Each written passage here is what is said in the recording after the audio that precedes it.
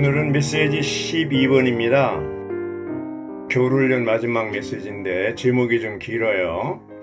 사무엘 상하에 나오는 5 주요 인물에서 볼 수 있는 좋은 땅을 누리는 것과 관련된 영적인 원칙과 생명의 공과와 거룩한 경고, 이렇게 되어 있습니다. 이 영적인 원칙과 생명의 공과와 거룩한 경고는 메시지 3번과 6번에도 같은 내용으로 우리에게 주어졌었는데, 여기서는 이제 5 주요 인물에 대한 영적인 원칙과 생명의 공과와 거룩한 경고가 무엇인지 우리가 볼 필요가 있겠습니다. 사무엘 상하는 역사서거든요. 예. 여기서 이제 계시하는 게 뭐냐 하면, 어떻게 보면 특별하고 온전한 방식으로 그리스도를 누리는 길을 계시하고 있는데, 하나님의 영원한 경륜을 수행하기 위한 길을 계시하고 있다고 보겠습니다. 이제 에드마 형제님은 하나님의 영원한 경륜의 안경을 통해서 사무엘의 그 상하를 보는 것이 중요하다. 하나님의 경륜이 초점이 되어야 된다. 이것을 처음 서두에서 언급하고 있습니다. 사무엘상 1장부터 사무엘하 1장까지 해서 다뤄진 역사는 주요 5 인물이는데, 여기 로마자 1, 2, 3, 4, 5번이 하나씩 얘기하죠. 로마자 1번은 엘리, 로마자 2번은 사무엘, 로마자 3번은 요나단, 로마자 4번은 사울, 로마자 5번은 다윗. 그래서 우리는 이 5 인물이 주는 교훈을 배워야 한다고 했습니다. 그래서 여기 보면 이제 영적인 원칙, 생명의 공과, 거룩한 경고의 관점에서 이 5 인물들을 조망하고 우리가 하나하나 체크해 가면서 배우기 원합니다.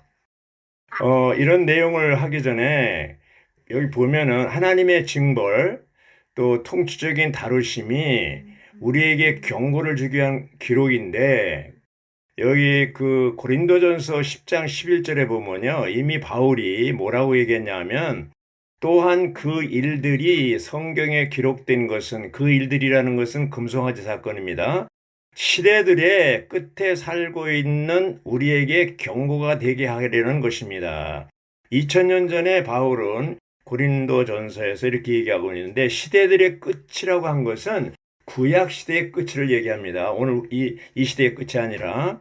그래서 경고가, 구약의 그런 사건들이, 기록들이 경고가 된 것처럼 우리는 구약뿐 아니라 신약의 2000년 동안 기독교 역사 가운데 모든 사건들이 우리에게 하나의 교훈이 되고 경고가 되기를 바랍니다. 이제 먼저 여기 엘리에 대해서 나오는데, 로마자 1번이죠. 보면은 이제 개요에 뭐라고 그랬냐면, 아론의 계통에 따른 낡은 제사장 직분은 엘리 때에 진부해지고 기울어져 가고 있었기 때문에 하나님은 그분의 경륜을 성취하시기 위하여 새로운 시작을 갖기 원하셨다고 했습니다. 자, 엘리 제사장이 한 일이 뭡니까? 그 당시에 그는 아주 낡고 진부한 제사장으로서 있었지만, 거기에 이제 그래서 하나님의 말씀이 희귀했다고 했어요. 예. 그 당시에는 영적인 원칙을 볼 때 이렇게 하나님의 말씀이 희귀한 것은 그 제사장 직분에 대해서 진부하고 낡았기 때문이라는 것이죠.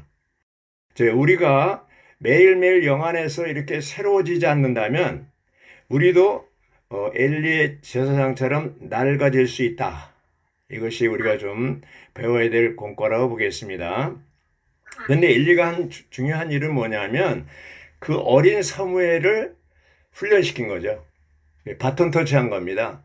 자기는 이제 끝나게 됐지만 하나님이 옆으로 옆문으로 들어온 사무엘에게 엘리를 통해서 그 훈련시키는 이런 과정을 볼 수가 있습니다. 특히 엘리 제사장은 자신의 악한 두 아들 느슨하게 징계함으로 제사장 직분을 경시한 두 아들에 대해서 결국 이제 좋은 땅에 대한 누림이 끊긴 거죠. 결국은 이제 두 아들도 전쟁에 나가서 다 죽게 되잖아요. 이것이 우리에게 하나의 경고가 되겠습니다. 이 로마자 2번에 사무엘이 나오는데 사무엘은 하나님께 신실한 사무엘이라고 그랬는데 거기 개요에 보면 사무엘은 하나님께서 그에게 주신 모든 신분과 직무에서 하나님께 신실하였다고 그랬습니다. 어떤 면에서 신실합니까? 바로 레인으로서 사무엘은 신실했고 나시린으로서 제사장으로서 신원자로서 사사로서 사무엘은 신실했습니다. 온 일생 동안 사무엘은 신실하게 하나님을 섬겼습니다. 그래서 온 일생 동안 사무엘은 좋은 땅에 대한 자신의 몫을 최대한으로 누린 그런 사람이라고 볼 수가 있겠습니다.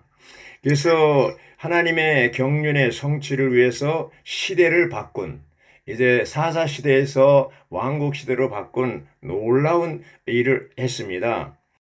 특히 사무엘은 어려서부터 하나님의 말씀을 청종하는 훈련을 했고 또 이러한 엘리 제사장의 그런 그 소극적인 면 이런 것을 통해서 그 아주 실제적인 산 교육을 사무엘은 받았기 때문에 일생 동안 그러한 그 엘리 제사장처럼 진부한 그런 아주 낡은 그 생활을 하지 않고 계속해서 어려서부터 주님의 음성을 들을 수 있는 기가 있어서 이제 늘 주님의 말씀을 듣고 그것을 이스라엘 백성들에게 전했기 때문에 이스라엘 백성들은 어떻게 생각했냐면 사무엘이 그 시대에 여호와의 신원자로 세워졌다는 것을 알 수 있었습니다.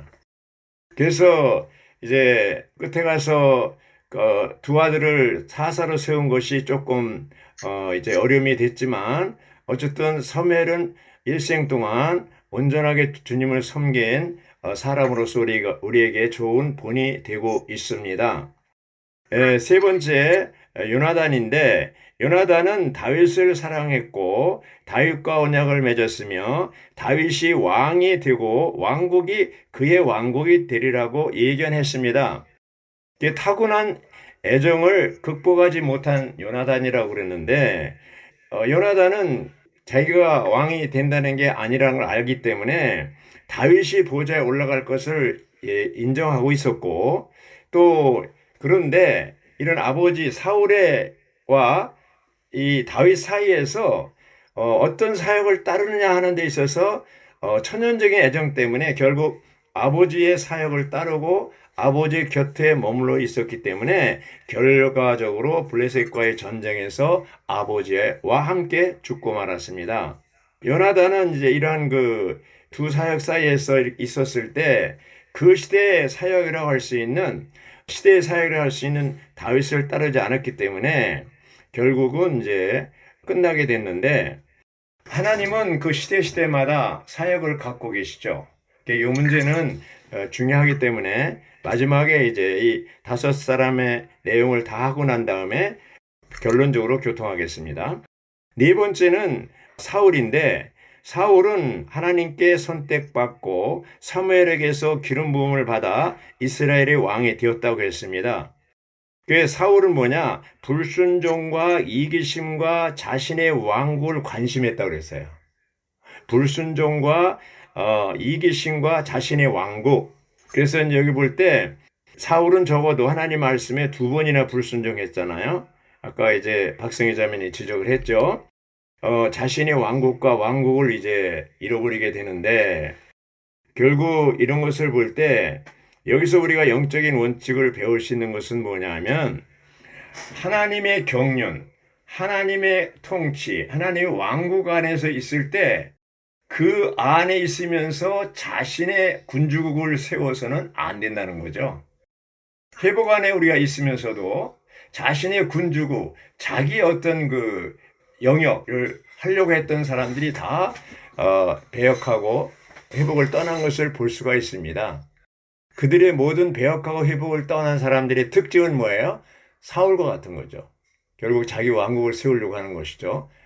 그래서 어쨌든 여기 사울은 결론이 아주 안 좋아요. 결국 비극적인 최후를 맞이하게 되는데 우리가 이제 사울에게서 배울 수 있는 게 뭐냐면 그러한 하나님이 기름 붓고 왕을 세운 건 틀림없어요.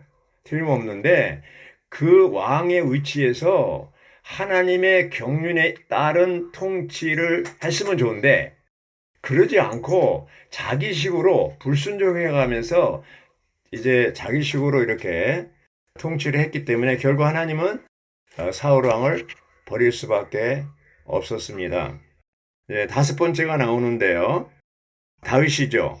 로마자 5번이죠. 다윗은 뭐예요? 사무엘을 통해 하나님께 선택받고 기름 부음 받아 이스라엘의 왕이 되었습니다. 이스라엘 왕이 되었는데 다윗은 참 좋았죠. 처음에는 우리가 아는 대로 참 좋습니다. 다윗이 이제 골리앗을 죽이고 물맷돌로 해서 죽이고 나서 돌아올 때 예루살렘에 있는 여인들이 다윗이 사울이 죽인 자는 천천이고 다윗이 죽인 자는 만만이라고 그래서 사울보다 다윗을 더 높이 칭송을 했습니다. 그런데 다윗이 이제 그 말을 들으면 와 이제 나는 사울 왕보다 더 놀랍다 이렇게 해서 뭔가 자기 마음의 야심을 갖게 되는 그런 것이 하나도 없고 오히려 사울 왕이 이 여인들의 칭송하는 노래를 듣고 시기심이 생긴 거죠. 다윗은 거기에 대해서 반응이 없습니다. 그러니까 자신의 어떠한 왕권에 대한 야심도 갖지 않고 교만하지도 않고 이렇게 했거든요. 그런 면에서 다윗은 대단히 좋은 그런 공과를 배웠는데 다윗은 7년 동안 사울에 의해서 피해 다녔어요. 쫓김을 당한 거죠. 거기서 뭘 배웠습니까? 십자가의 공과를 배운 것이죠. 특히 쫓겨다니면서 사울 왕을 죽일 수 있는 두 번이나 죽일 수 있는 기회가 있었는데 사울 왕을 죽이지 않았습니다. 이것은 뭐예요? 다윗이 하나님이 기름 부음 받아 세운 왕에 대한 하나님의 그 질서, 합당한 질서를 존중했다는 것이죠. 그러므로 우리는 이러한 다윗이 합당한 질서를 지킨 것을 보고 배울 필요가 있습니다. 다윗은 하나님 목적을 성취하기 위해서 자기가 먼저 왕이 되기 위해서 복수하지 않았고 오히려 이렇게 사울 왕이 죽이려고 하는 그런 것에 대해서 끝까지 손을 대지 않았습니다. 오히려 나중에 블레셋과의 전쟁에서 사울 왕이 죽고 요나단이 죽어서 그 사실을 알려준 사람에게 그 사람을 오히려 죽여버렸어요. 그리고 다윗은 장성국을 지어서 사울 왕을 이제 아주 애도했죠. 요나단에 대해서도. 그런 것을 볼 때 다윗은 하나님을 신뢰했고 하나님의 인도에 따라 하나님과 동행했음을 알 수가 있습니다. 그리고 하나님과 하나였고 하나님의 마음에 따라 왕권을 얻고 다스렸다는 것이죠. 결국 이제 어떻게 됩니까? 나중에 이제 이스보셋이 북왕조를 다스리고 헤브론에서 다윗이 남왕조를 다스리고 있을 때 점점 다윗은 강성해졌고 북쪽 이스라엘은 약해졌다고 했습니다. 그리고 다윗에게는 항상 하나님의 임재가 있었습니다. 이런 거 볼 때 하나님은 다윗을 향해서 내 마음에 합한 자라고 그랬어요. 왜 그렇습니까? 다윗의 모든 중심은 성전 건축에 있었기 때문에 그렇습니다. 그래서 성전을 건축하기 위해서 모든 자료를 전쟁에서 얻은 전리품을 인마이 포켓하지 않고 전부 창고에 쌓아놓고 이제 성전을 건축하기 위한 건축 자료로서 왕의 창고에 쌓아놓았습니다. 나중에 이제 결국은 솔로몬이 그것을 가지고 건축을 하죠. 그런데 다윗에게 처음엔 참 좋았는데 마지막에 뭐예요? 육체의 정욕에 빠지는 사건이 터졌습니다. 사무엘하 11장에 나오죠. 단지 한 번 쳐다봤는데 그 유혹을 이기지 못하고 자신을 절제하지 못하고 엄청난 실패를 하게 됩니다. 그래서 여기 앞에 보면은 엘리도 그렇고요. 또 사무엘도 끝에 가서 그랬고요. 또 요나단도 마찬가지고 사울 왕도 마찬가지고 모두가 뒷부분에 가서는 실수하거나 이제 어려움을 당한 것을 볼 수가 있어요. 다윗도 마찬가지죠. 이것은 왜 그러냐? 타락한 생명, 아담의 생명, 죄 짓는 생명을 가지고는 안 된다는 겁니다. 안 된다는 거예요. 그래서 이런 걸 볼 때 우리가 여기서 이제 배울 수 있는 공과가 처음엔 좋았지만 끝에 가서 이렇게 항상 실수하거나 죄를 짓는 다윗이나 이런 것을 볼 때 우리가 정말 철저하게 여기서 배울 필요가 있죠. 예, 상황에서 공과를 배울 필요가 있습니다. 특히 이제 그 다윗을 보면요. 이런 정욕을 이기지 못했는데 저는 회복 안에 들어오게 된 게 뭐냐 하면 워치만 형제님 책을 보고 들어왔지만 그 윗드니스 형제님이 그 집회에 참석하면 항상 자주 얘기하는 게 있습니다. 나는 자매들이 운전하는 차를 타본 적이 없다고 그랬습니다. 그리고 사무실도요. LSM 사무실을 가본 분들은 다 알겠지만 전부 유리로 되어 있습니다. 사무실이. 밖에서 다 보게 되어 있어요. 그리고 남녀가 눈을 닫고 있지 말라고 그랬습니다. 철저하게 이 육체의 속성을 알기 때문에 육체는 어린 육체, 젊은 육체, 늙은 육체 다 똑같습니다. 육체는. 우리가 육체를 가지고 있는 한은 이런 정욕에서 벗어날 수가 없습니다. 경건한 다윗 같은 사람도 결국은 실패하잖아요.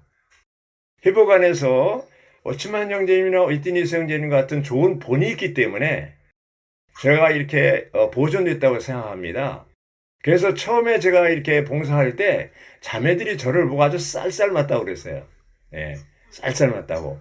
그렇지만 그것은 왜 그러냐 하면 다윗이 우리에게 보여준 경고 때문에 오늘까지 제가 보호를 받고 있는 겁니다.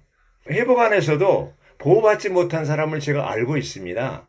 그러나 오늘 기독교에는 돈에 대한 거, 정욕에 대한 거, 이성 문제, 명예요. 이런 다 함정인데 이런 함정에 빠진 사람들이 너무나 많습니다. 정말 우리는 이런 면에서 아주 조심해야 됩니다. 요나단을 얘기할 때 에드바 형제님은 사역에 대해서 얘기하고 있습니다. 사역. 그래서 시대적인 사역. 사역이라는 게 무엇을 얘기합니까? 사역은 하나님이 하시고자 하는 움직이는 데 있어서의 어떤 일을 얘기한다고 그랬습니다. 일. 예, 사역. 그래서 이 하나님이 하시고자 하는 어떤 일이 있는데 그 일을 감당하는 사람이 사역자고 사역은 하나님이 하시고자 하는 목표, 그런 하나님의 경륜에 따른 목표라고 볼 수가 있겠어요? 일. 그런데 사역은 구약이든 신약이든 구약 사역이든 신약 사역이든 하나밖에 없어요. 단수예요, 사역은. 그러나 사역자들은 많습니다. 왜냐하면 모든 사역자들은 하나님의 경륜에 따른 하나님의 일을 이루기 위해서 하나님께 쓰임받는 사람들이죠. 자, 구약에 보십시오. 노아의 방주. 그렇죠? 노아는 120년 동안 방주를 지으면서 그때 가족밖에 돕지 않았는데 그때 그 하나님은 노아 방주를 짓는 거기에 초점이 있기 때문에 그 시대의 사역은 노아를 돕는 일이었습니다. 또 모세의 성막. 모세 시대에는 성막 건축이 하나님이 모세에게 주신 설계도였죠. 이상. 또 다윗과 솔로몬의 성전 건축. 그것도 설계도대로 했죠. 하나님 모세에게 준 설계도대로 다윗과 솔로몬이 성전을 건축했습니다. 자, 그럼 구약 시대에 물질적인 성전을 건축하고 방주를 건축하고 이런 것들이 하나님이 그 시대적인 사역을 따라서 한 것이라면 예수님이 이 땅에 오셔서 이제 또 사역을 하셨는데 예수님이 오시기 전에 누가 왔었어요? 침례자 요한이 먼저 왔죠. 선주자로서. 그래서 예수님을 소개하지 않습니까? 주의 길을 첩경을 평탄케 하고 주님을 이제 메시아로 소개하지 않습니까? 그런데 그 침례자 요한이 하는 일은 뭡니까? 예수님을 소개하고 난 다음에 광야의 소리로서 사라져 버려야 돼요. 근데 요한의 제자들이 여전히 요한을 스승으로 모시고 요한의 사역을 계속하려고 하기 때문에 하나님은 주권적으로 요한을 감옥에 가두었고 결국은 헤롯의 왕에 의해서 목배임을 당하게 되죠. 왜 그렇습니까? 바로 이러한 침례 사역은 끝나야 되는데 안 끝나려고 하니까 하나님이 주권적으로 끝나게 한 것이죠. 예수님의 사역은 어떻습니까? 계속 전진하고 확장돼야 되죠. 12제자를 통해서 70제자를 통해서 이제 120명 열흘 동안 기도하고 오순절날 성령이 임하고 그들을 통해서 어떻게 됩니까? 하루에 3,000명이 침례를 받는 역사를 통해서 계속해서 이런 확장되고 있지 않습니까? 신약의 사역이. 사도행전 1장부터 12장까지는 베드로의 사역입니다. 주로 유대인을 중심으로 했죠. 그러면 13장부터 28장까지는 이방인을 중심으로 한 사도 바울의 사역이라 할 수 있어요. 예. 사도 바울의 사역은 더 이제 넓죠. 베드로의 사역은 주로 예수님이 십자가에 죽으시고 부활하시고 승천하시고 이런 범주라면 사도 바울은 더 넓게 아주 우주적인 사역을 했다고 볼 수 있어요. 그래서 바울의 사역의 편에 섰을 때 하나님은 쓰임받게 되는 거죠. 이제 바울이 사도행전 9장에서 다메섹 도상에서 예수님 인격적으로 만나고 그가 아나니에게 침례를 받고 나서 그는 약 10년 동안 아라비아에서 그 다소에서 기다리고 있었습니다. 이제 바울을 누가 데려왔냐 하면 바나바가 안디옥에 데려왔어요. 그래서 5명의 신혼자들과 함께 안디옥에서 봉사를 했어요. 근데 성령이 바나바와 사울을 따로 세우고 금식하면서 그들로 하여금 복음 전하도록 내보냈지 않습니까? 1차 전도 여행은 바나바와 사울, 그러다가 나중에는 사울이 이제 앞서게 되죠. 사울과 바나바. 나머지 바울로 바뀌죠, 사울이. 그래서 이 바울과 바나바인데 2차 전도 여행에서는 이 사울의 하나님의 바울을 통해서 이런 사역을 이루고 계시는데 2차 전도 여행에서 어떻게 됩니까? 그 마가 때문에 결국은 힘이 다퉜다고 그랬어요. 결국은 그때부터 바나바의 이름은 없습니다. 그건 뭘 얘기합니까? 하나님이 이 바울을 통해서 사역을 하고 계신다는 거예요. 누구를 통해서 사역을 하고 있냐? 그걸 잘 보고 우리는 그 사역에 동참해야 되는 것이죠. 자, 신약에 와서 이제는 천년 동안 교회가 천주교의 포로가 되고 16세기 1517년에 하나님은 루터를 통해서 하나의 사역을 하시는데 큰 일을 하시는데 뭡니까? 교황이 머리가 아니고 그리스도가 머리다 하는 것을 선포하게 됐지 않습니까? 그리고 이제 이 성직자들, 이 신부들만 보는 그런 성경을 독일어로 번역해서 누구든지 볼 수 있도록 했지 않습니까? 마침 그때 또 주권적으로 금속활자가 발명되지 않습니까? 결국은 루터를 통해서 머리가 회복되죠. 또 19세기 형제를 통해서 또 몸이 회복되죠. 또 처녀 땅, 중국 땅에서 20세기 와서 워치만이나 위트니스를 통해서 몸을 회복할 뿐 아니라 몸의 기능을 회복하게 되는 것 아닙니까? 그럼 이 시대의 사역, 현 시대의 사역이 뭡니까? 그리스도의 몸을 건축하는 것이죠. 마태복음 16장 18절에 주님은 이 베드로에게 너는 베드로라 이 반석 위에 내 교회를 건축하려니 음부의 문들이 이기지 못하리라 이렇게 얘기하고 있습니다. 근데 이 마태복음 16장 18절이 언제 이제 이루어집니까? 실제적으로? 바로 에베소 4장 16절에 와서 그것이 실제적으로 이루어지는 걸 볼 수가 있습니다. 에베소 4장 16절이 뭡니까? 그분으로부터 온 몸은 그 풍성한 공급을 해주는 강마디를 통하여 강마디, 이게 이제 강마디라는 게 뭐예요? 11절에 사도들, 신원자들, 복음 전하는 자들, 목자, 교사들 은사 있는 사람들 얘기하지 않습니까? 그리고 뭐예요? 또 무엇을 통하여? 그 강마디를 통해서 온전케 된 그리고 각 지체가 분량에 따라 기능 발휘하는 것을 통하여 각 지체가 기능 발휘하는 것은 뭐예요? 이 은사 있는 사람들을 통해서 온전케 된 사람들입니다. 그래서 12절에는 뭐라고 그랬습니까? 성도들을 온전케 하여 그 사역에 이 일을 하게 하려는 것, 곧 그리스도의 몸을 건축하려는 것입니다. 각 지체의 기능 발휘를 통하여 이것을 온전케 된 사람들입니다. 그래서 이 강마디를 통하여 각 지체의 기능 발휘를 통하여 함께 결합되고 함께 짜입니다. 그래서 몸이 자람으로써 사랑 안에서 스스로 건축되는 것입니다. 오츠만 형제님은 위트니스 형제님에게 뭐라고 그랬냐면 성경에서 가장 이루기가 힘든 구절이 뭐냐고 물어봤습니다. 그러면서 에베소 4장 16절이 성경에서 이루기 가장 어려운 구절이라고 했습니다. 오늘날 주의 회복은 이 4장 16절을 이루기 위해서 은사 있는 사람들이 각 마디가 기능 발휘를 통해서 또 각 지체를 온전케 하고 기능 발휘하도록 돕는 거, 이것이 가장 중요하기 때문에 이 일을 하고 계시는 거예요. 결국 목적은 뭡니까? 그리스도의 몸을 건축하는 것이고 하나님의 경륜을 이루는 것이고 그리스도의 몸인 교회 안에서 이기는 자를 산출하고 계시는 것입니다. 제가 이제 자매님들, 오늘도 이렇게 나이 많은 자매님들과 좀 비교적 젊은 자매님들이 이렇게 해서 조를 짜서 지금 6조까지 있어서 자매님들 훈련을 하고 있는데요. 처음에 시작할 때 아주 어려웠습니다. 무슨 훈련이냐고, 이제 와서 무슨 훈련이냐고 그러는데, 근데 지금까지 이렇게 보면은 저한테 고맙다고 그럽니다. 나이 많은 자매님들이 이제 제 마음이 어떤 걸 알겠다는 것이죠. 자매님들이 이렇게 선수가 돼서 훈련하지 않잖아요.